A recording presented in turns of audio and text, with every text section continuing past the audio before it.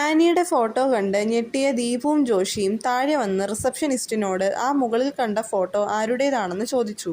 റൂമിൽ അങ്ങനെ ആരുടെയും ഫോട്ടോ വെച്ചിട്ടില്ലെന്നും നിങ്ങൾക്ക് തോന്നിയതായിരിക്കുമെന്ന് റിസപ്ഷനിസ്റ്റ് മറുപടി പറഞ്ഞു. ഇത് കേട്ട ജോഷി നമ്മളെ ആനിയുടെ അടുത്തേക്ക് എത്തിക്കാനുള്ള അവളുടെ സൂത്രപ്പണികളാണെന്നും നമുക്ക് തൽക്കാലം ആ സെക്യൂരിറ്റിയോട് പഴയ കഥകളെക്കുറിച്ച് ചോദിച്ചറിയാമെന്നും പറഞ്ഞ് കാറിലേക്ക് കയറി.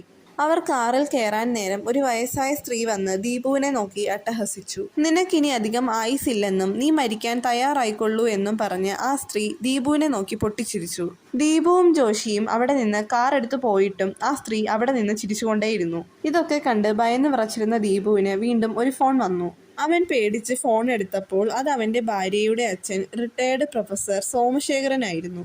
എന്താണ് കാര്യമെന്ന് ദീപു തിരക്കിയപ്പോൾ മോൻ പെട്ടെന്ന് ആശുപത്രി വരെ എത്തണമെന്നും ഇന്നലെ രാത്രി പ്രിയയെ ആരോ കൊല്ലാൻ ശ്രമിച്ചു എന്നും അവൾ ഇപ്പോൾ ആശുപത്രിയിലാണെന്നും അയാൾ പറഞ്ഞു. ഇത് കേട്ടപാടെ ദീപുവും ജോഷിയും പെട്ടെന്ന് ആശുപത്രിയിലേക്ക് തിരിച്ചു.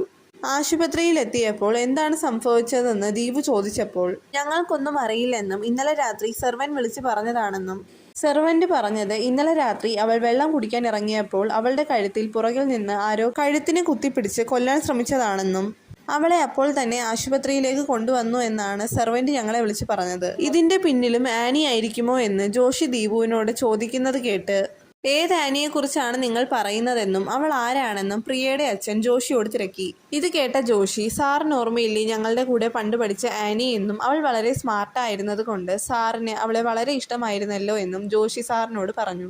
ആനി എന്ന പേര് കേട്ടതും അയാളൊന്ന് ഞെട്ടിയെങ്കിലും ആ ഞെട്ടൽ പുറത്ത് കാണിക്കാതെ അവൾക്ക് എന്തു പറ്റിയെന്ന് അയാൾ ചോദിച്ചു.